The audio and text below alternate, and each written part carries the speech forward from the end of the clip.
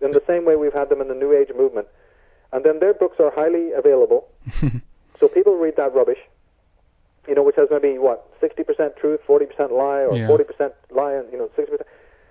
And people buy into this, or they watch an hour of some stupid, bogus, so-called, hey, we're going to explain a conspiracy to you on TV program. History Channel or whatever. Yeah, which is absolute. I mean, I'm an expert on taking those things apart, because those are some of the most rotten, useless shows that actually seed a lot of very deadly, philosophies about Masonry and about the history of America and stuff like that. They give you maybe, if that, they give you like 1 or 2% truth. It's very, very minor on how much truth they give you, but they're very subtle.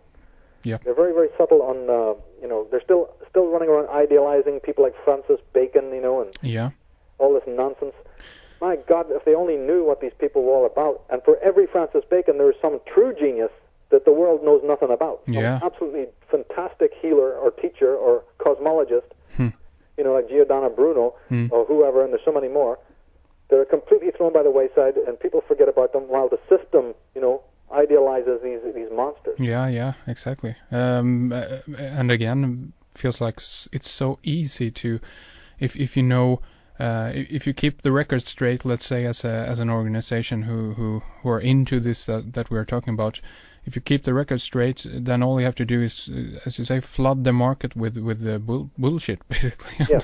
And people can't, I mean, and also again, it's the same old situation where the people who really have done the homework, it takes time to do the homework. Yeah, it does. And so then, they work slowly, they work like hermits, so everybody's going to hear a Tex Mars, everybody's going to hear a Jim Mars, but how many people have heard of Uri Lina? Yeah, exactly. Now, you want to know about Masonry and the connections between Masonry and the Vatican, pick up that guy. What about Viscount Comte de Poncin, right? This fantastic writer, the Viscount Comte de Poncin, who wrote about 5 or 6 books in the early part of the 1900s, who exposing every possible connection you can think of between the Vatican and the secret societies. His books are almost unavailable. In the early part of the 1900s, you have Nesta Webster, who wrote about 7 or 8 of the most incredible books on the world conspiracy. You have Lady Queensborough. You have Eustace Mullins in America. Yeah. There's so many authors out there who really went into great depth on this. You have Bill Hughes. You have John Phelps. John Phelps more recently. Yeah, sure. People can check out his work, Vatican Assassins. Yeah. There are, but Uri Lina has written a book called Architects of Deception. Yeah, that's right.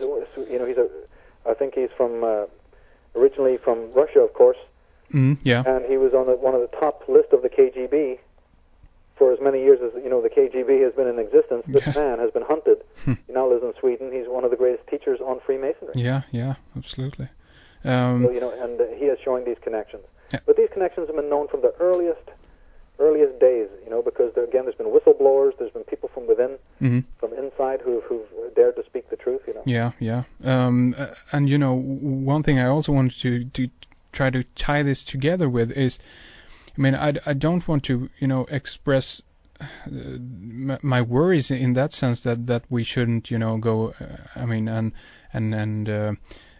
fight against whatever for a 9/11 truth or anything like that, but could it be also then now to tie this to a modern idea or concept that because this movement, if we can call it the 9/11 truth movement, also is one of these movements who seems to be kind of be shattered from within with all these different people with different theories, and we can't talk about this or the other or whatever, and as soon as we, I guess, associate ourselves with one of these groups, again, we have the danger of it being infiltrated and being, taken apart, basically. Well, you see, it's two ways of looking at it. The spirit of rebellion is very Aquarian, which means, in layman's terms, it is a thing that scatters a lot. There are many voices. It does appear like a lot of stuff. So people have to get used to that. I know that it can appear to be chaotic, and there's lots and lots of different, it's like the parliament of birds. There's so many voices. But you see, unfortunately, that's a sort of a hallmark of the rebel. In the old tradition, the jester, the joker, the fool, he wears a multicolored coat. Yeah. It's got so many facets.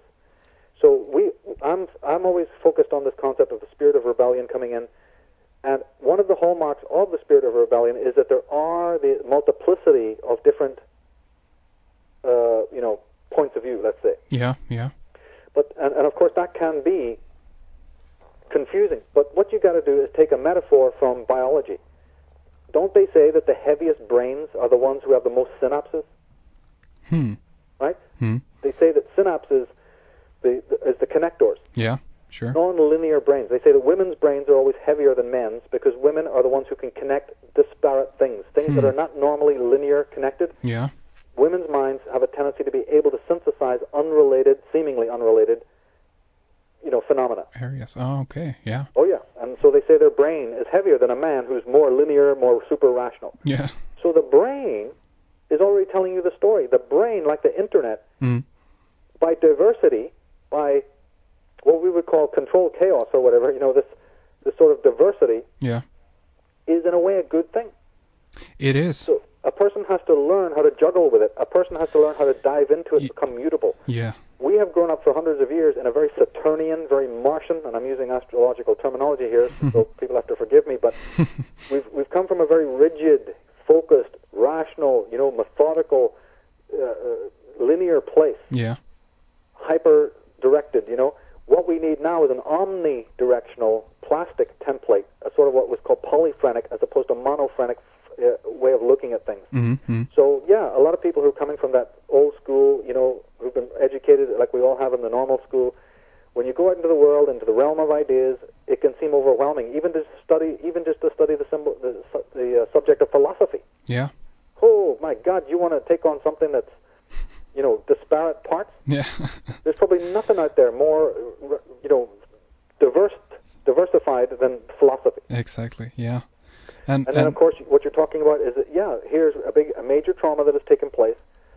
Lots of people who never would have looked up from the ground are now wanting information about what on earth is going on. Are we really being duped by our government? Yeah. What on earth is taking place?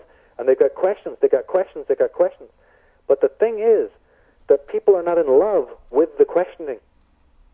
The questioning is coming from a motive and from a place of panic, anxiety, and fear. Yeah. So, of course, there's a desire that you're hungry, feed me. I want food right now. Yeah. The truth, but these are people who just have a knee-jerk reaction born out of fear, and they're running around and they're saying, I'll give you an answer. It's the Jesuits. I'll give you an answer. No, it's the Jews. No, wait a minute. It's Bush and his clan, the oil men. No, wait. It is Al-Qaeda. It's terrorists. No, wait. Right, so it's everybody running around wanting the quick fix. Yeah, yeah. And the real boys at the top are having a right laugh looking down with their binoculars because they know the ant cannot see the elephant. Yeah. Right? Everyone has their little piece. It's like a broken mirror. Everybody's picking up going, I can see a face. Yeah. But you see, the thing is, it's a much bigger picture than this. It's something that takes a lot of time to digest. It's like a good meal. It's like good wine. It's like something that really takes you to savor it. And that kind of vision is not in the majority of the people who are running around with their little cameras and their websites, you see, and their little stories, and running around, and this guy over here has a little, fix on it, and this teacher over here's got a little fix on it, and they're going to tell you their piece. It's all interesting. It's brilliant. But the person who has questions must also love the questioning. Yeah. Yeah, absolutely. He must love the questioning, and he must love the process that comes to the answer. He cannot be a person who is running around frenetically, just trying to buy into something to make him feel okay on a sensual level. Yeah, yeah. I mean, I totally agree, and I think that was also one of the reasons, of course, why I posed the question in regards to that there are so many different, ideas and theories out there. Because one thing that at least I have kind of come to learn during this process of reading a lot of this stuff is that I come to appreciate the diversity of the viewpoints, because I get in contact with myself on one sense, because I have to, difficult to explain, but I can't just, read material and then believe in it. I have to kind of connect with myself and feel if this is true, and if of course also if it's cross-referenced in other works and so forth. But I think that this process is actually developing people a whole lot more if they are able to take in all of these different viewpoints, basically. Right. Well, see, the brain can be programmed by experience. So most people's thinking is of the brain. It's like I get programmed. I think with the brain, and therefore the world programs me. People tell me what to do. The media gives me a bunch of pointers. Everybody else's philosophy I listen to because I have nothing inside myself, and I'm being programmed by all that incredible stimuli from out there. Yeah. Then there is thinking with the mind. The mind is programmed by history. The mind is racially programmed. It has the ancestral knowledge. It's programmed in a much slower, deeper way. The person who's thinking with the mind is making these connections. He's not just taking, what comes in the world to turn him on. Yeah. Like it's the first time you've ever heard it, you know what I mean? Yeah. That person is observing the knowledge, observing all the stimuli that comes in, the different voices that are out there. I'm kind of lucky because I grew up in a very eclectic background, with so many different divergent parts. I'm over here, when I grew up I was in Ireland, of course, so my father was very involved in politics. So you had the Protestants and the Catholics, the Republicans and the gunmen, the Marxists and the communists, the capitalists. So, and then my mom was from India, so we had this whole other mystical thing going on. Yeah. So I grew up in a whole bunch of different voices. All of that stuff was around me, lots and lots of voices. Also spent a lot of time in London, so there was a very cosmopolitan background. By the time I was 9 or 10, I must have, known literally tens of thousands of people. Because this was the bohemian days in the 60s. My parents were very active socially. They were super social people. Yeah. They had no private life whatsoever. It was always friends and parties and going to political rallies and movements. It was that age. So me as a little child, was exposed to everything. People from Colombia, people from Africa, people from China, Russia, all sorts of different walks of life. Highly intellectual people from the top universities of England and Ireland, and then working class people as well. Yeah. Gypsies, people on the soapboxes. So it helped me develop this kind of synthetic type of ability to, observe all the different parts and sort of just see what ones were, making sense to me or whatever, and then you draw your own conclusions. Yeah, exactly. But the great, activist over in America, Bo Gritz, Lieutenant James Colonel Bo Gritz, he ran for president several times in America. He's a very, very interesting man. He, in his presidential, campaigns, he always used to stand up and say, and he's the guy who exposed like the Golden Triangle, connections to the Bush dynasty and to the Reagan dynasty. He blew open a lot of incredible secrets. And of course, they dealt with him, trying to get him off, try to blacken his name and so on. Yeah. He said one thing I really agree with. He said that he always addressed this thing of diversity. And he said that in this life, you must try to get your hands and your arms around all the information that's out there about a particular subject. You must get it all together and bring it into your house, and then sit there and sift through it. Yeah. And what you do is you use your reason. You use your apparatus of reason. You put it in front of the light of reason, and you try to examine it, just like a gold prospector, will slowly sift out the sand to find out what is pristine, what is the gold, and then you have something of value. Yeah. The information is not valuable. It's only valuable when it comes in through your own filter, when you subject it to the your own reason. Yeah. And then you really have something precious that can then go on to talk to the world. Yeah, I totally agree, because otherwise, again, people are just thrown, between the different viewpoints, and they can, as easily as they actually stumble upon the truth, they can again, stumble upon some lie and go in that direction instead. Yeah, well, Winston Churchill said that in every single human being's life, every human being will at one point or another slam right into truth. They'll hit truth and fall over it. Yeah. And he said that in every case, everyone gets up, dusts himself off, and moves on as if nothing ever happened. Yeah.